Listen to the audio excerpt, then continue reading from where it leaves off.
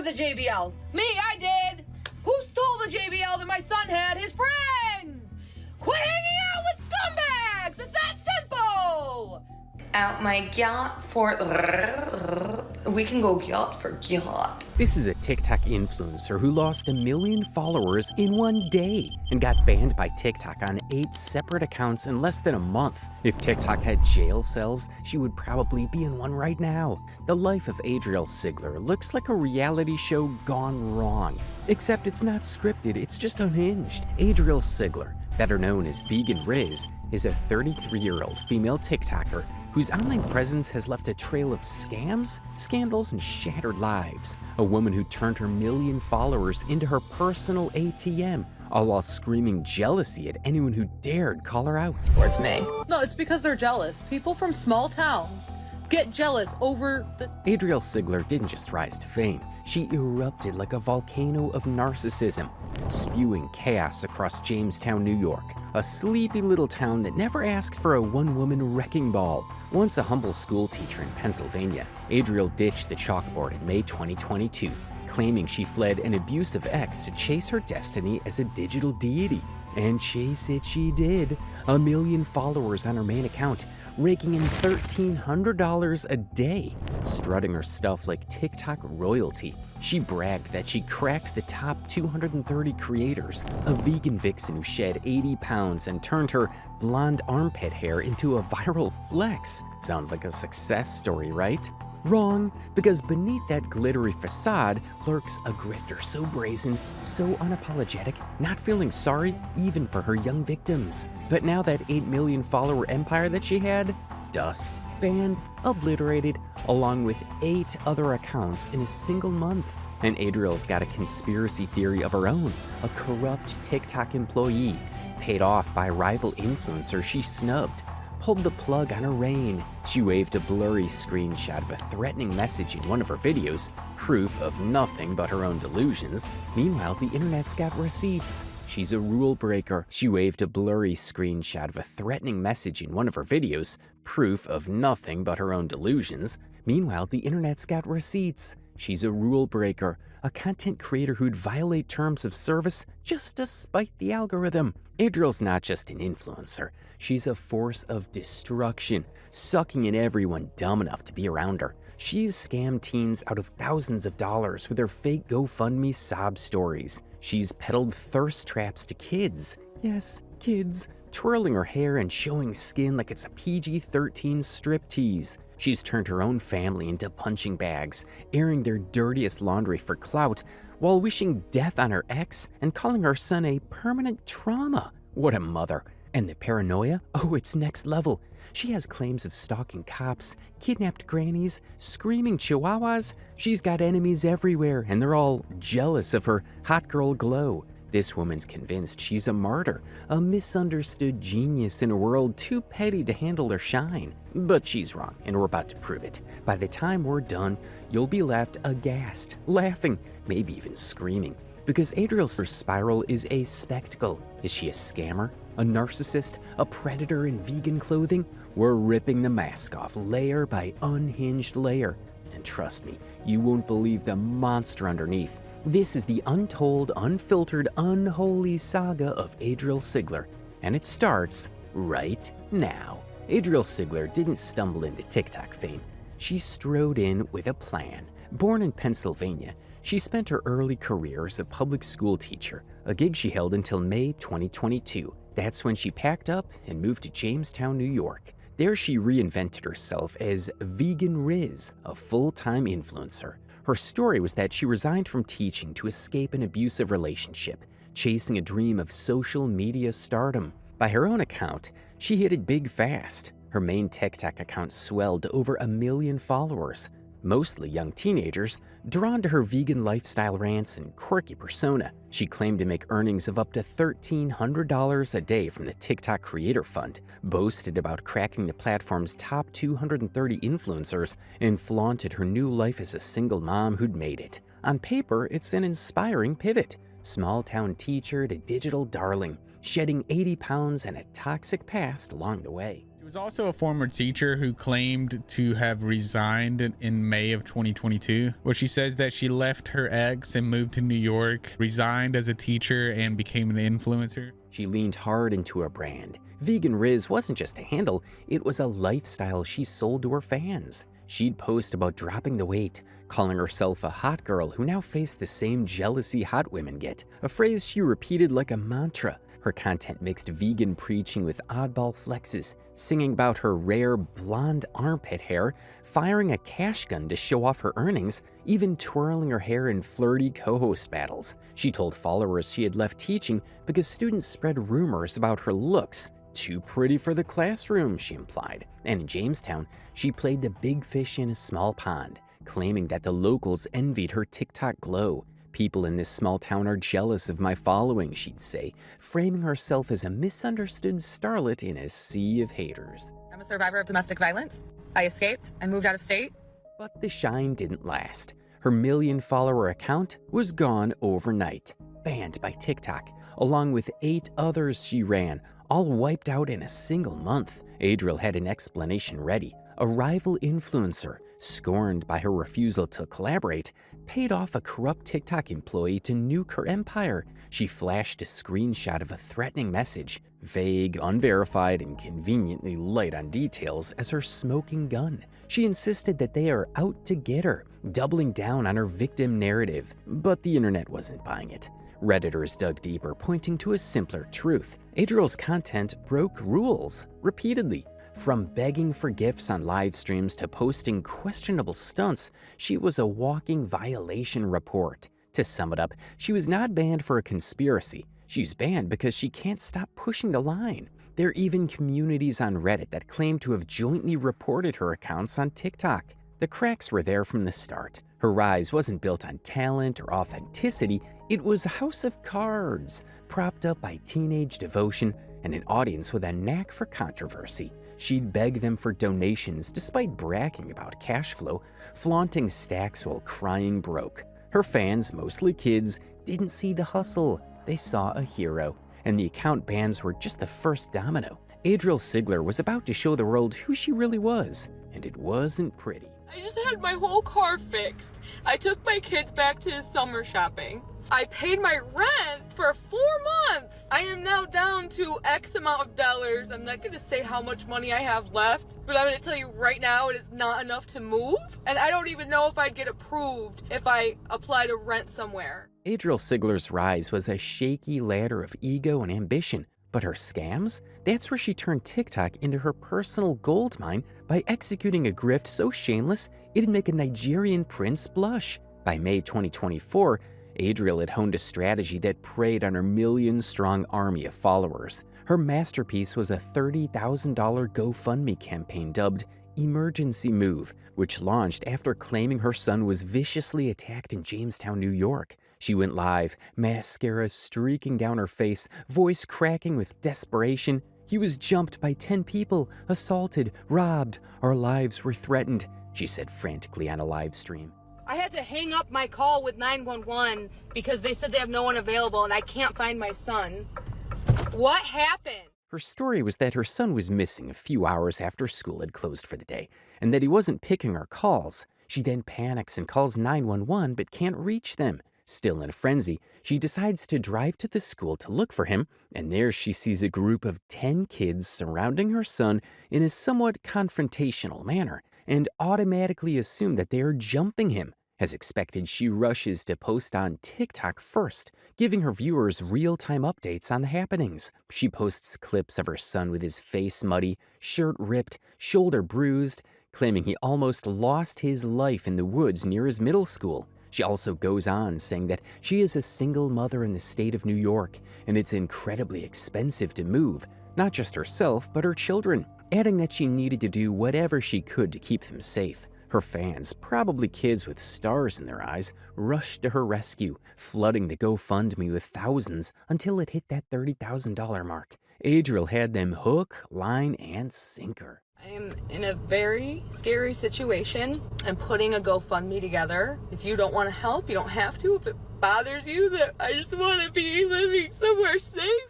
But hold the phone, because this wasn't a tragedy. It was a con, and a sloppy one at that. The gang attack she milked for sympathy wasn't 10 kids jumping our innocent boy. No, it was a one-on-one fight he planned and started, sparked by his own actions. The unedited footage, which surfaced later thanks to sleuthing TikTokers, shows her son throwing the first 2 punches, fists flying before the chaos erupts. A girl's voice screams, "That's what you get for touching me," a detail Adrielle conveniently snipped out. There are 1, 2, 3, 4, 5, 6, 7, 8 of you, the cameraman, and there is someone dressed in brown watching. Obviously, I can't show the whole thing.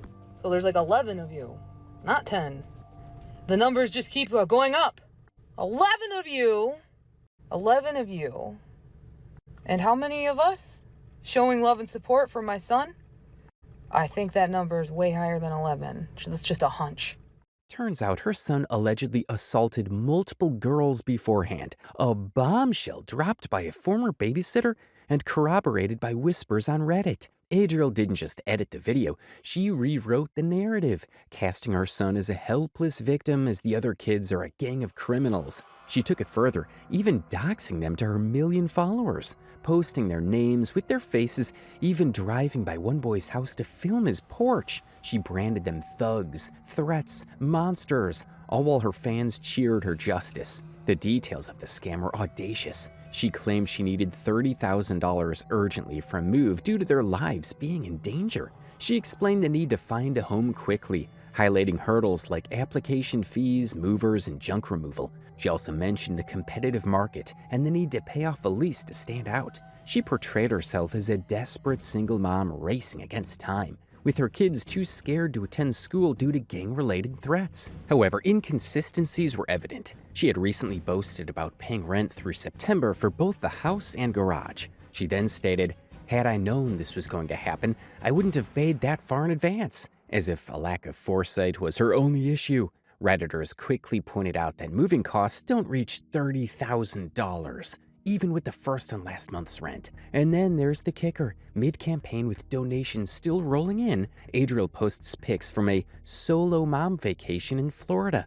Sun, sand, and a smug grin. "I needed to get away," she cooed, while her fans footed the bill for a crisis that didn't exist. Previously, Adrielle had also run a GoFundMe campaign for her son's braces, falsely claiming that her TikTok earnings of approximately $1,300 per day were insufficient to cover the cost of insurance, and that orthodontics require full payment up front. She continued to play the broke mom card, complaining about the high cost of braces. Commenters quickly pointed out that orthodontics typically offer monthly payment plans and don't demand full payment up front. One parent even mentioned that their child's braces only cost $200 per month, questioning Adrielle's honesty and further adding that she probably has the money for the braces but wouldn't want to spend it on her son. Undeterred, Adrielle persisted in her begging and continued to profit from her lies. She would go live, pleading for video gifts and claiming she needed approval, all while flaunting stacks of cash from her prop gun. Her fans remained oblivious to her deceitful tactics, viewing her as a star and continuing to fund her schemes. Adrielle's primary financial support comes from young followers, some as young as 13, who are caught in a parasocial relationship with her. She manipulates them on TikTok Live using tactics like co-host battles and sob stories, only to turn cold and block them for minor infractions like asking a question. This emotional manipulation has caused concern among Redditors, who point to the declining state of teen mental health since the pandemic and the potential for actions to trigger breakdowns. Statistics support their concerns, highlighting the all-time low in teen mental health and the dangers of Adrielle's emotional manipulation. It gets uglier. In August 2024, she's caught red-handed in private chats with minors, dishing out parenting advice, medical tips, even urging them to defy their parents. "Don't do what they say," she'd say, voice dripping with authority.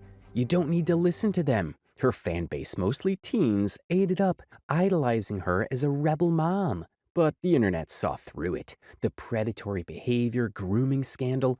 She's in group chats with kids giving life advice? What's next? Adrielle didn't back off. She just kept streaming, kept begging. Her scam eventually fell apart under investigation. The involvement of Adrielle's son was revealed by victims' families, showing the April 25th allegations and the May 2nd fight were planned. As donors realized the deception, refund requests increased, but Adrielle still kept a significant amount of the money. Despite this, she moved to a new house to start over, but quickly compromised her safety by posting a picture that revealed her address. This led to another plea for sympathy, highlighting her lack of digital literacy and overwhelming greed. Her actions demonstrate a recurring pattern of deception, begging, and profiting, with her young fans being the true victims as she influences them toward a similar lifestyle. By mid-2024, Adrielle Sigler, also known as Vegan Riz, had transformed her TikTok presence into a source of cringeworthy, controversial, and disturbing content aimed at teenagers.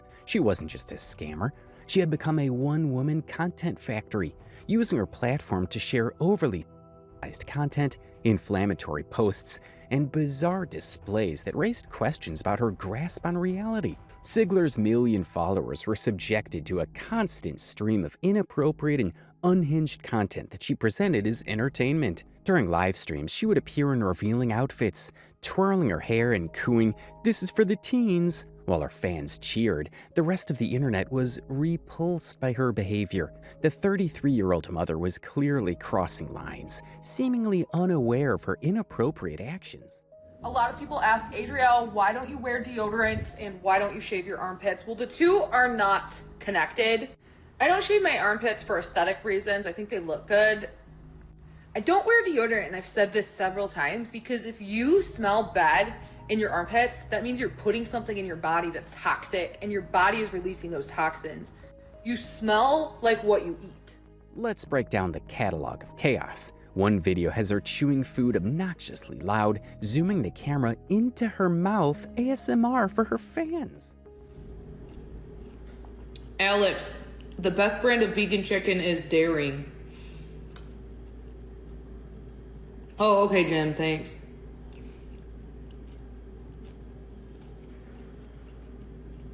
Ellie, you have to add salt to their vegan chili. It's not very salty. It doesn't bring out the flavor. It's good.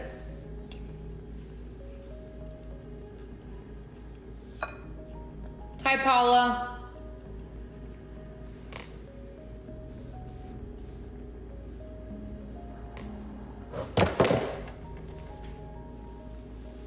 Connie, thanks for the follow.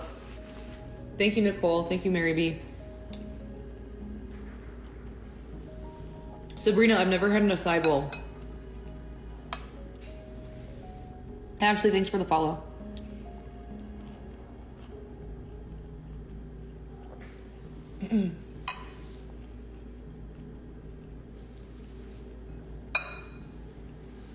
Hi, Rye. Thanks for the follow. Hi, Connie.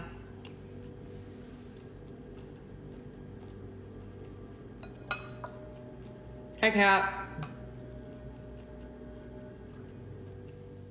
Another clip, she's live with another creator who is obviously a younger guy, and they're having conversations around sexual acts that are inappropriate for the kids in her audience. Yeah? You used both of your hands. Yes. Wait.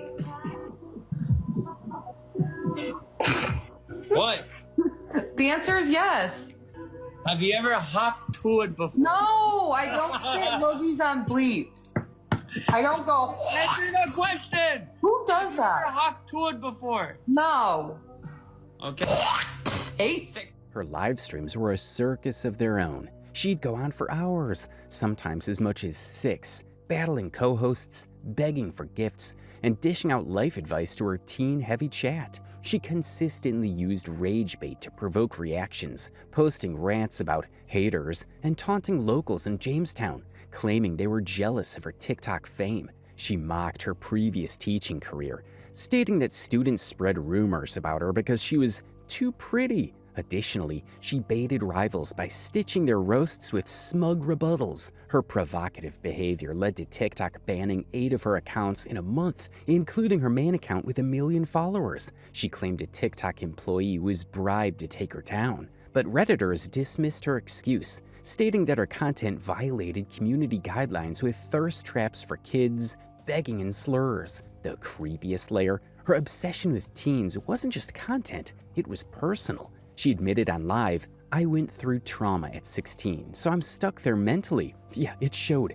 Her hair twirling, her flirty banter, her homie hopper songs, all aimed at kids who saw her as a big sister. She'd vent about motherhood. "I hate being a mom. They never leave me alone." While her son and daughter sulked behind her, props in her pity party. She'd chat with minors about their lives, their crushes, their fights with parents. Building trust, she'd exploit. "I'm your role model," she'd say, then block them if they didn't pay up. A TikToker summed it up. "She's not a mom figure. She's a predator in a miniskirt." Her fans didn't see it. They sent gifts, begged for attention, while she cashed in on their naivete. By late 2024, Adrielle's popularity had plummeted. Her bans accumulated, her views dropped significantly, and she resorted to platforms like YouTube and Favored, where she barely garnered any engagement. Her once devoted teenage fanbase dwindled as some matured and others became disillusioned. Despite this, Adrielle remained defiant, refusing to adapt, and instead intensifying her controversial rhetoric. She proclaimed that cancel culture couldn't affect her, but her words fell on deaf ears. Her attempts to maintain relevance through provocative content and outlandish claims only served to highlight her desperation. The once captivating magic surrounding her had vanished. She had built an empire on cringe-worthy content, and it was collapsing. Nevertheless, she persisted in streaming, pleading, and performing, as stopping would mean confronting the consequences of her actions. Adrielle's scams and cringe-worthy behavior were undoubtedly attention-grabbing, but it was her paranoia that transformed her TikTok presence into a self-proclaimed conspiracy thriller. By mid-2024, she had constructed a world filled with imagined adversaries, law enforcement, neighbors, strangers, even dogs, all supposedly envious of her Vegan Riz lifestyle. She didn't merely perceive threats, she fabricated them, documenting every interaction with the fervor of someone convinced of impending doom. Her dwindling but devoted followers eagerly consumed the drama, while the rest of the internet witnessed a woman's mental unraveling in real time. Her behavior was no longer merely eccentric, it was a descent into a distorted reality, where every shadow was a stalker and every sound a threat. Adrielle's paranoia-fueled chronicles offer a disturbing glimpse into a world warped by her own anxieties. The situation began with a routine traffic stop, where Adrielle ran a red light, though she claimed it was yellow. She filmed the interaction, accusing the trooper of harassment, while the trooper remained calm. Days later, Adrielle went live again, alleging that the same trooper was tailing her home from the gym. She posted the video on TikTok, and her fans rallied to her defense. However, she was pulled over again for not wearing a seatbelt and claimed it was further proof of stalking. The trooper's response was simply to tell her to wear her seatbelt. This led to online mockery, with people suggesting she was a bad driver, not a victim of stalking.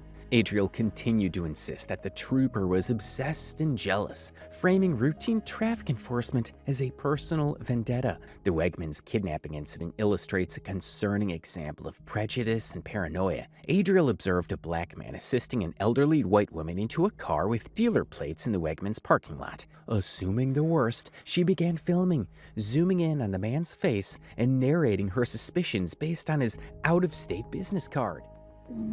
Okay, and I took what they said seriously because it was sounding pretty serious. Does what happen often? Pranks? I mean, dude. I take things seriously when they're on my front doorstep.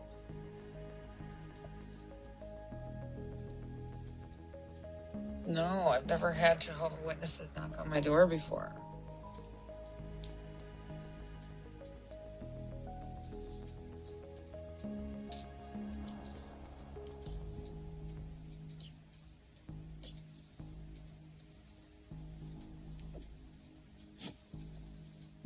Adrielle posted the video to TikTok with the caption, "Possible kidnapping, help." Her followers reacted strongly, urging her to call the police. However, the woman's son clarified the situation, explaining that the man was his mother's caregiver and that she had dementia. Despite this, Adrielle remained defiant, insisting that she was simply a concerned citizen and that they should thank her. Her refusal to apologize and her implicit bias sparked outrage, where users criticized her for jumping to conclusions based on race. Adrielle's defense that she was merely vigilant rather than racist was unconvincing, and further highlighted the problematic nature of her actions. Adrielle, in a frenzy, heard screams from her neighbor's house and immediately started filming on her phone. Convinced a woman was trapped in the basement, she called the police multiple times, demanding action. When the officers arrived, they discovered the source of the screams was a chihuahua in a crate left alone by its owners. Undeterred by the reality of the situation,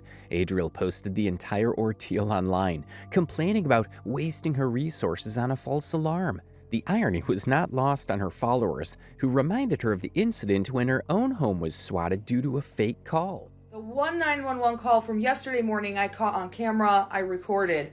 Well, unfortunately, it was so terrifying to experience what I experienced as a mother. I was in such a panic I didn't even think to record the 911 calls with my son. So if anyone could help, my name is Adrielle Sigler. Let me know if you get those 911 calls. This is terrifying. Adrielle's outrage over the false report against her was palpable, demanding the arrest of the perpetrators. However, social media users were quick to point out her hypocrisy, highlighting her own unnecessary 911 call over the chihuahua. Adrielle's defense, that she heard screams and believed someone was in danger, fell flat as users ridiculed her for the glaring flaw in her logic. The incident was widely mocked online, solidifying Adrielle's reputation for being dramatic and unreasonable. Next, in a 40-video outburst, Adrielle had a meltdown at a local coffee shop. The owner politely asked her to stop filming, as is their right as a private business. But Adrielle took it as a personal attack. She claimed discrimination and insisted that as a public figure, she had the right to film. She proceeded to fat-shame the owner and encourage her followers to boycott the coffee shop. The shop's TikTok was flooded with hate comments, forcing the owner to clarify that they simply didn't allow filming. Adrielle continued to rant, making it clear that she uses paranoia as a weapon to attack others. The peak of Adrielle's paranoia spiral came with her move on August 22, 2024. 2 days after leaving the GoFundMe scam house, she posted a picture outside her new home with the front door visible. Due to her carelessness, her address was immediately leaked. She went live claiming that haters had tracked her down and that she and her kids weren't safe. She connected this to the swatting incident at her old house, but the internet's response was that she had posted her own house online. She had also filmed her car, street, and gym, leaving digital breadcrumbs that were easy to follow. She claimed that she was a target because she was famous, ignoring her own role in the situation. Her paranoia is also connected to her bans from TikTok. She would show a vague screenshot claiming that a TikTok employee bribed by a rival had deleted her 8 accounts. She claimed that they couldn't handle her success, but her paranoia painted a picture where everyone was the enemy. She believed that cops were stalking her, neighbors were hiding captives, coffee shops were banning her, and strangers were kidnapping grannies, all because she was too famous. She ranted about Jamestown, claiming that the small town was obsessed with her and jealous of her, even though it was unlikely that a city of 28,000 people cared about her cash gun. TikTokers responded that no one was jealous and that she was a train wreck. By late 2024, her live streams had become echo chambers with few viewers, where she screamed into the void. She vowed to never stop, a paranoid queen on a crumbling throne. I need you to see this video. I have been trying to reach you. My attorneys have been trying to reach you. There is an influencer with a dirty employee who is a dirty TikTok representative and a dirty Snapchat rep. This influencer wanted me to continue collaborating with him. After I blocked him, he couldn't take no for an answer, and he kept threatening me. He blackmailed me for a month last year. This year, I wasn't going to tolerate it when I tried making things right with him. Adrielle Sigler's scams and paranoia were publicly displayed, but the damage to her family was a private matter that she exploited on TikTok for attention. Her relatives were not just bystanders, they were casualties in her quest for online engagement, exposed to her dwindling followers without any consideration for the consequences. She berated her grandmother, disparaged her mother, wished death upon her ex, and used her son and daughter for sympathy and personal gain. This was not the behavior of a struggling single mother. It was a narcissist harming her own family for views, leaving her children to deal with the trauma. Her fans may have seen a martyr, but the internet saw a monster. Adrielle's family saga is a disturbing story that cannot be forgotten. During a May 2024 GoFundMe scam livestream, Adrielle weaponized her grandmother's concern as part of her pity ploy. When her grandmother called, worried about Adrielle's claims of being assaulted, Adrielle responded hysterically, claiming she could die and that they were being threatened. Despite her grandmother's attempts to calm her, Adrielle escalated the situation, screaming about being famous and targeted. She then abruptly hung up, turning to the camera to lament her grandmother's supposed lack of care and her own isolation. While fans offered support in the chat, Reddit users criticized Adrielle for exploiting her elderly grandmother for attention. Unfazed, Adrielle continued to portray her grandmother as another detractor who is oblivious to her struggles. The call was not a genuine plea for help, but rather a calculated performance, with her grandmother becoming the first victim of Adrielle's manipulative tactics. I have had it, and I don't care if I'm on there. Okay. That's enough. I've had it too. It's exhausting just cleaning stop up it. after everyone. You're not cleaning up after everybody. Oh, really? You did last night. I did, and I did the first night too. And you sat there and you watched me do it for 2 hours. And it was like Okay, excessive. We're done talking about it now, okay? We are done talking. So We are done talking about it, I said. it would have been prevented if my method would have been respected, clean as you go along. We're done talking, you're gonna go It's on not this ethical or fair to put everyone's workload onto one person. And I was I was very nice and doing a favor by doing everyone else's cleaning the first Who night. did all the cooking yesterday? Who did all the cooking? Yes, and you clean as you go along when you cook, and everyone knows that. Just like I do on Thanksgiving and Christmas. I'll bake like 6 plates, 7 plates, and I clean as I go along. There's no excuse. This video features a live argument between Adrielle and her grandmother. The disagreement stems from Adrielle's discussion of household chores and her grandmother's disapproval of being mentioned to Adrielle's fans. Her mom's text, a bombshell Adrielle drops like it's casual gossip. Fans are shook. The chat explodes as gifs and line emojis flood the screen. But then weeks later, she does a complete 180. Out of nowhere, she announces that Mom's staying with us now. She's helping. First, she calls her mom a monster, then invites her into the house with her kids? Adrielle just shrugs it off. It's complicated. I need the support. The internet loses it. TikTokers call her out. You're either lying or endangering your kids. Pick one. But Adrielle, she never explains. Instead, she keeps streaming, cashing in on the drama while her kids sleep under the same roof as the woman she called a monster. If your parent was a pedophile, would you let them come live in your home? If you'd claimed for years that they assaulted your children and assaulted other children in their neighborhood, etc., would you let them come live in your home with your own children?